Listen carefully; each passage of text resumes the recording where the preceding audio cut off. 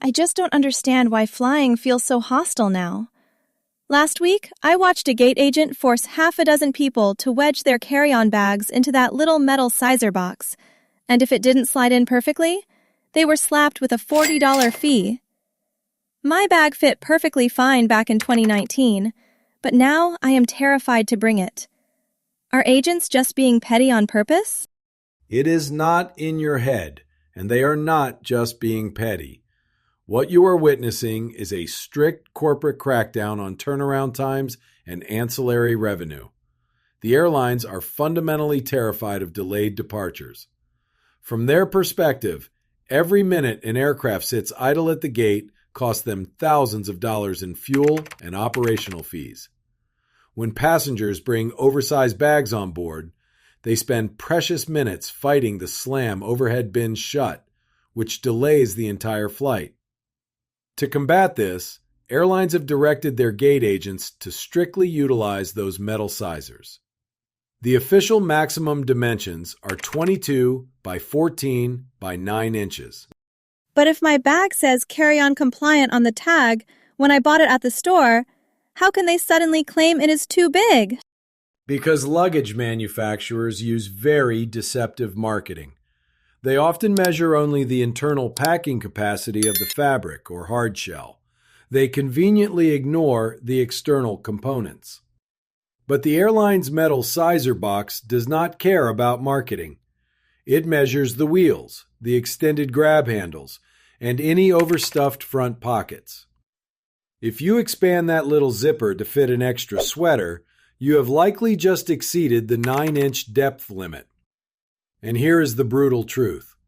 If your bag gets stuck in the sizer and has to be gate checked, you are not just losing control of your luggage. You are often paying a punitive $40 gate check fee. The only way to survive this is to measure your fully packed bag at home, including the wheels. If it is within half an inch of the limit, you are playing a very dangerous game with airline policy. That is terrifying. But wait, I have seen people with tiny backpacks get pulled aside and charged a massive fee, even when the bag physically fits under the seat. Why would they get targeted? That brings us to one of the most ruthless pricing strategies in modern aviation. Those passengers fell into the basic economy trap. When you search for flights online, third-party travel sites always show you the absolute cheapest fare to get you to click. But airlines purposefully strip away standard inclusions from these base tickets. On many major U.S. carriers, a basic economy ticket strictly forbids a full-sized carry-on bag. You are legally only permitted one small personal item that fits completely under the seat in front of you. So how does the gate agent even know what ticket I bought in the middle of a chaotic boarding process? The boarding pass scanner alerts them instantly. When you scan your digital ticket or paper pass, the system dictates exactly what you are allowed to cross the jet bridge with. If the computer reads basic economy and the agent sees you rolling a 22-inch suitcase, they are required by corporate policy to stop you. And this is where the financial penalty becomes incredibly severe. You do not just pay the standard checked bag fee. You pay a gate handling penalty. They will routinely hit you with a $65 to $75 charge right there at the podium. This penalty is intentionally designed to be so painful that you learn to never book basic economy again without reading the fine print. To avoid this, you must explicitly search for a fare that includes a dedicated carry-on allowance, because paying $75 at the gate completely destroys whatever money you saved on that cheap ticket. Speaking of things getting taken away at the airport, I am incredibly stressed out about my prescription medications. My aunt told me that if my pills are not in their original, pharmacy-printed bottles, the TSA will confiscate them, and I could be prevented from flying. That is an extremely common, very stressful myth that continues to circulate on travel blogs, but it is entirely false when flying domestically within the United States. You have to clearly separate federal aviation security from local state laws. The Transportation Security Administration is a federal counterterrorism agency. Their actual mandate is to stop explosives, weapons, and catastrophic threats from boarding an aircraft. They are not local narcotics officers. Under official TSA policy, it is perfectly legal to bring your dry pill medications in any container you prefer. You can use a daily pill organizer, a plastic zip-top sandwich bag, or a specialized travel pouch. Then why do people always insist you need the original orange prescription bottles? Because they are conflating international customs regulations and local police laws with aviation security.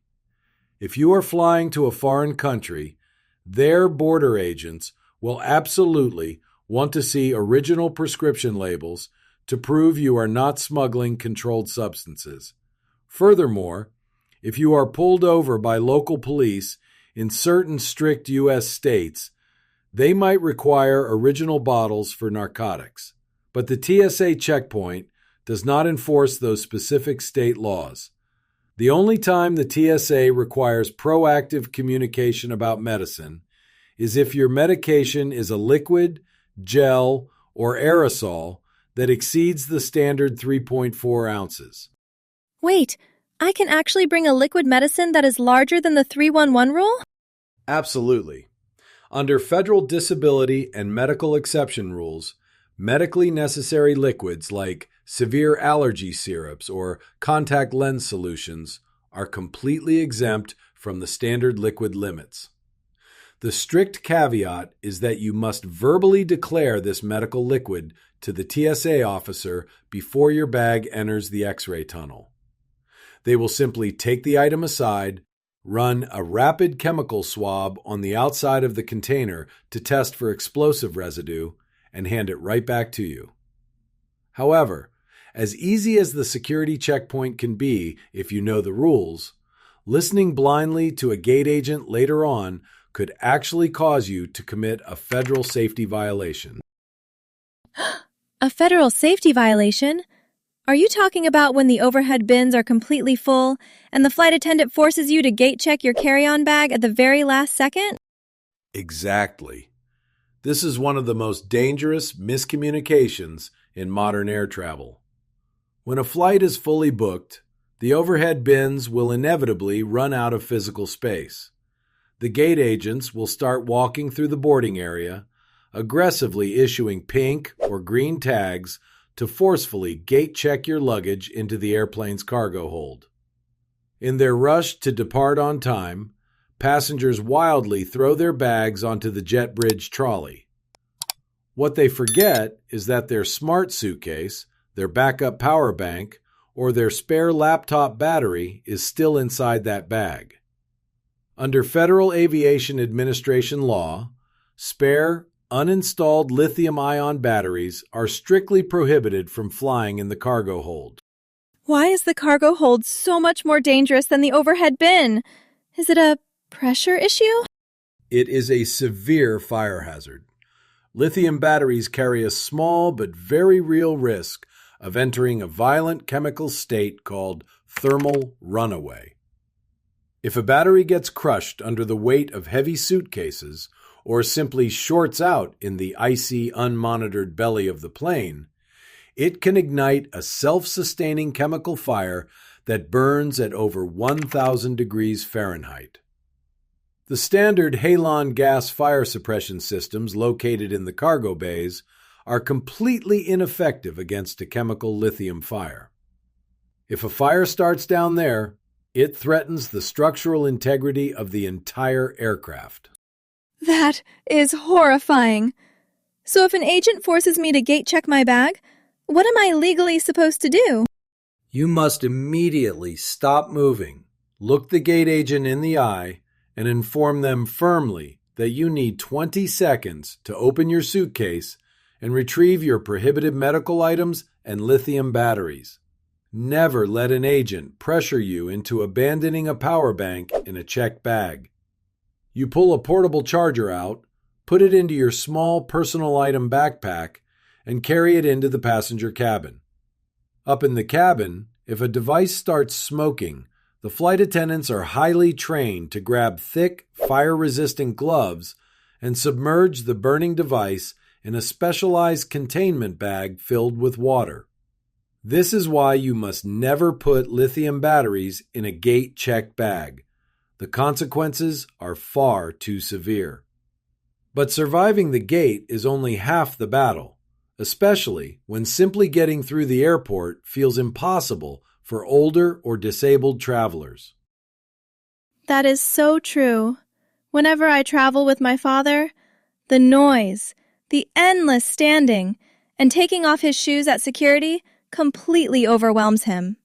He refuses to ask for a wheelchair because he says he can still walk, but the standard security line is just too grueling. There has to be a middle ground between needing full medical transport and suffering in the general line. There is a wildly underutilized federal program explicitly designed for people just like your father, and almost nobody knows the toll-free number to activate it. It is called TSA Cares. Most travelers mistakenly believe that standard airline wheelchair assistance is the only help available, but TSA Cares is entirely different. It is a completely free, government-funded service designed to assist any traveler who needs extra support due to age-related mobility limitations, hidden disabilities like severe anxiety or autism, or complicated medical devices that cannot go through a standard metal detector. Wait, so you actually get a dedicated person to help you? How do you even request something like that without paying a private concierge? You simply take your phone and call 1-855-787-2227 exactly 72 hours before your scheduled departure time. When you explain your specific limitations to the federal operator, they log your itinerary and assign a designated passenger support specialist to coordinate with you.